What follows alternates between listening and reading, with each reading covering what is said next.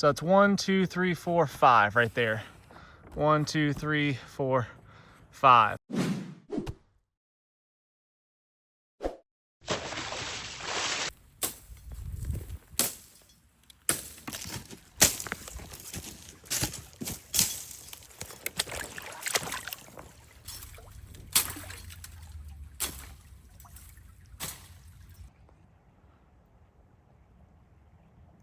Hey friends, welcome back. I am Jason, and I figured I'd zero in my rifle today. I've got it close, got it on paper, but I don't have it zeroed. So I figured today's as good a day as any. It's pretty cold, it's about 30 degrees, but there's no wind right now, which is nice. So I'm gonna step off to about 100 yards and get this thing zeroed in. The reason I'm doing this is because I got a new optic. I picked up a 3X primary arms optic, which I'm pretty excited about. I'm an iron sights guy. I like iron sights. I love the nostalgia of iron sights. I love the reliability of iron sights. I like everything about iron sights, but there's no question, no doubt, there is a distinct advantage to having an optic, a magnified optic. The precision enhancement, the ability to put to that bullet exactly where you want it. There's no denying it. Now, I don't like batteries. This one has an illuminated reticle, but it also works without the battery. If the battery was to die, it would still work, so that's nice. But I don't like batteries for the most part, so I've been really hesitant to put an optic on my rifle. But today is the day. I got it zeroed. I want to get it zeroed in, and we're gonna see the difference. I was at 100 yards, I was shooting probably, I don't know. Let's call it 8-inch groups, give or take, with iron sights. Give or take. You know, just plopping down into the prone and popping off a few rounds. I was getting probably, let's say, 8-inch groups at 100 yards with my iron sights. You know, they're pretty chunky front sight.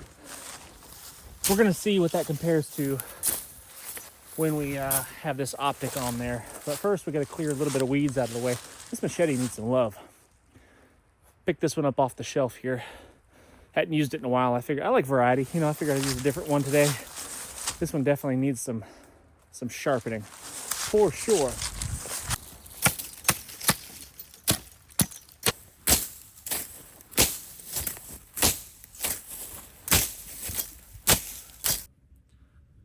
A little bit of wind here, but not much. Gonna rest a couple minutes. Heart rate's a little bit up from chopping, weed eating. You know how it is.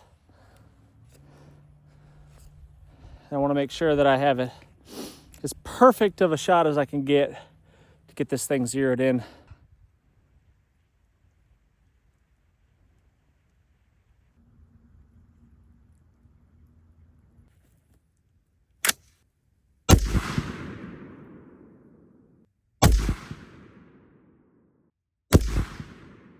There's 3 shots. Let's go see what we're dealing with. I like simplicity as much as possible with everything that I have. I like less options. I like less moving parts as much as possible. I love bolt action rifles, you know. I like this optic because it's a set 3 power, you know. There's no adjustment. Yeah, would it be nice to be able to zoom in, be able to see a little bit closer on my target, of course, a 9 power, 12 power. I mean, the more magnification you can get for precision shots, the better, of course. But that optic, set at 3 power, works at 100 meters. It'll work at 200 meters. It'll work at 10 meters. And for that reason, I like it. I don't want options. I don't have to mess with stuff. I don't want to dial anything. I don't want to forget that I have it set on 12 power. When I really needed it too, you know. So I like things that are simple. What do you guys think about that in the comment section? Would you prefer, you know, a variable optic? Would you prefer, or really any gear? Do you like adjustments? I don't. I want stuff to stay the same all the time, like a flashlight. I say this all the time. I want a flashlight that turns on and turns off. That's what I want. I don't want options. I don't want settings. I don't want strobes. I don't want any of that stuff. I just want it to turn on. I want it to turn off. That's what I want. I don't like things that adjust. The stock on my rifle.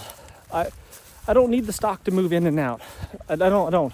I want the stock to be set at one length for me. That's it. That's just how my mind works. Let me know what you guys think about options. I like restaurants that have very few things on the menu. I like to walk into a restaurant. I would love a restaurant that you could walk into and that's what's for dinner. You just sit down and food comes your way. That's what I would like. At 100 meters, right there, I was aiming right here. My reticle was right there. The center of the mouth is what I was aiming for. So it appears I've got about a 2.5 inch group, which is not too shabby. And it appears that I'm about, I'd say 2.5 inches low. If we average these out right here, if we drew a circle around these and we average them out, that's about the average, I guess. So we're gonna call this our where we're currently zeroed.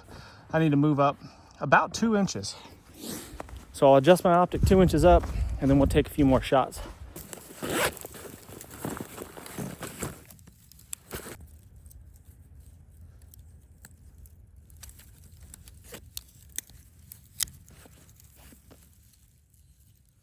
So that is 4 for 1 inch. That is 8 for 2 inches. So that's what I got to do.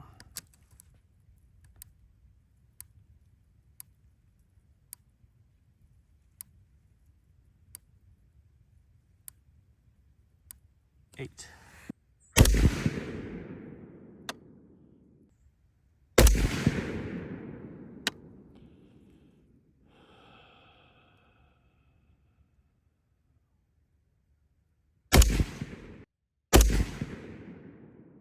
Hold that one a little bit. All right, I think this is just user error here. I knew I pulled that one, but these three are not as tight as I'd like to see them. So, and this is my point of aim right there, that eyeball. So I'm gonna move my point of aim. Maybe I'll move it. Maybe I'll aim right here or something like that. And then we'll make a few more shots just to confirm where it's hitting, because I feel like that was probably me pulling those shots. I know someone in the comment section is going to bring up the question, why? Like, why are you doing this? Why are you running around like a militiaman? You know, I'm not. It's not what I'm trying to do. I believe that we should have and be able to use firearms to be able to protect ourselves, to be able to protect our rights, to be able to keep the evil at bay. I think that we should have these things. I think we should use them responsibly. I think we should be able to use them effectively if needed.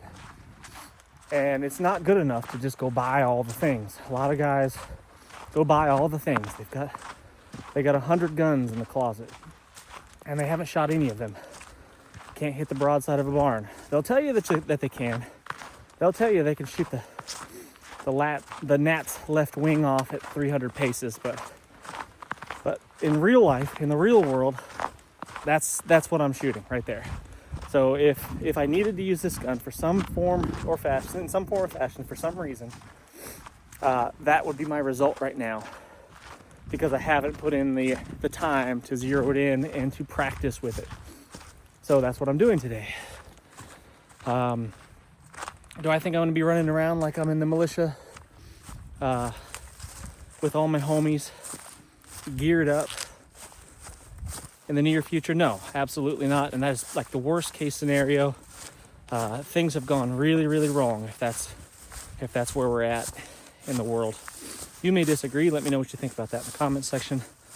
But I do believe, and I've said this plenty of times before, that we should train for the worst case scenario. Our training should reflect the worst case scenario. So when the real thing comes, it's not that big a deal. Do I foresee needing this tool right here to be able to take care of business in the near future? Nope. And I hope I'm right. I pray every single day that I'm right. But let's get zeroed in just in case. In case the aliens attack tomorrow.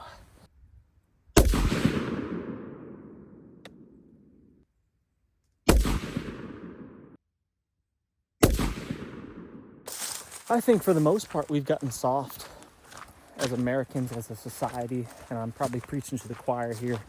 And I'm not different. I've gotten soft too, you know. I mean, imagine how tough our great grandparents were, our pioneer grandparents, the fur trappers. Who was I watching? I was watching a documentary on what's his name? Don't tell me. Famous fur trapper, frontiersman. Shoot, what's his name? Let me think of it. But basically, think about how tough those individuals were that were out there on the frontier, you know, before any form of established society existed out there. You know what I mean? It was just wild and crazy, and at every turn, someone could be attempting to kill you, or something could be attempting to kill you. At every turn, you know, every bend in the river was a new dangerous thing that you had to be cautious of, be aware of.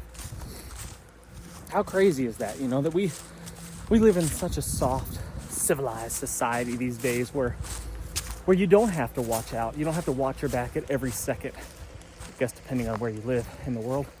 But our ancestors were tough, man. They could endure some pretty miserable conditions, probably with a smile on their face. And I want to be more like that. I think that we should aspire to be more like our ancestors. So I was aiming right here for that spot, right there. And here's my group. I've got roughly an 1.5 inch group, give or take. It's 1/2 inch.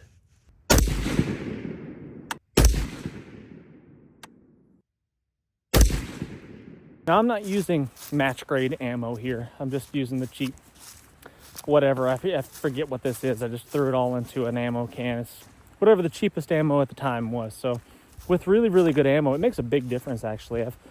I've got a bolt action rifle that when you use cheap ammo in it, you know, pretty good sized groups like that. But when you put really good match grade ammo in there, those groups shrink down to really, really small.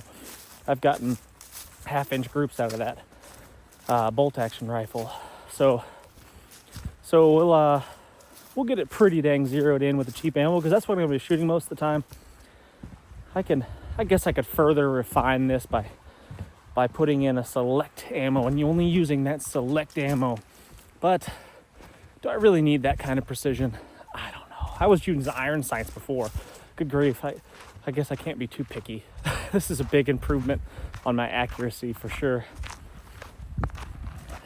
I mean, around here, the furthest I can see is, you know, generally speaking, most places, 50 yards in the woods is about as far as you're ever going to see in the woods, if that.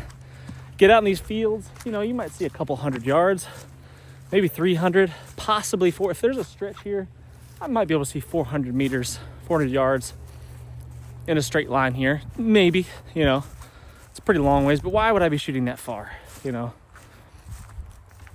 200 meters and in, I feel like, is more than sufficient, generally speaking. And I think this setup that I've got going on here is going to be just fine for that. That right there should get us on the money.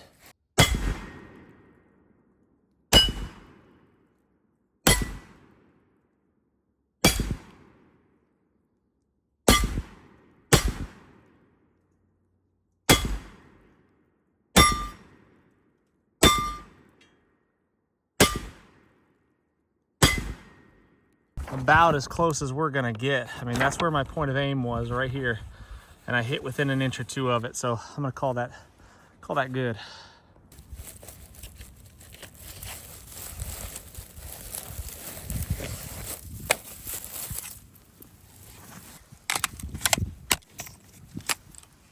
All right, friends, thanks so much for watching. I really do appreciate it. I'm gonna get a few more practice shots in here, maybe one more mag. Get a little more practice in, a little more trigger time. Confirm my 0 just to be sure, but I think we're pretty much there. Really do appreciate you watching, friends. Please hit the thumbs up, subscribe if you haven't done so already. Leave a comment, any comment will do. Tell me how much you hate what it is that I'm doing right now. that's fine. Don't care, because even the negative comments are quite helpful. So until next time, what's the worst that could happen? Let's just go on 3.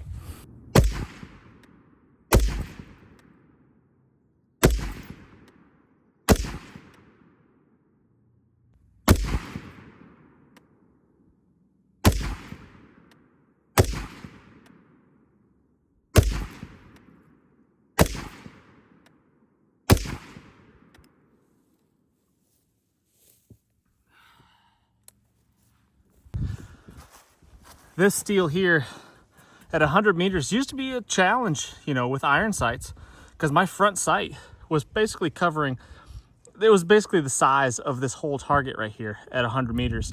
But now it's just like bang, bang, bang, no problem whatsoever hitting that steel target. I was aiming for the heart here, just kind of quick shots.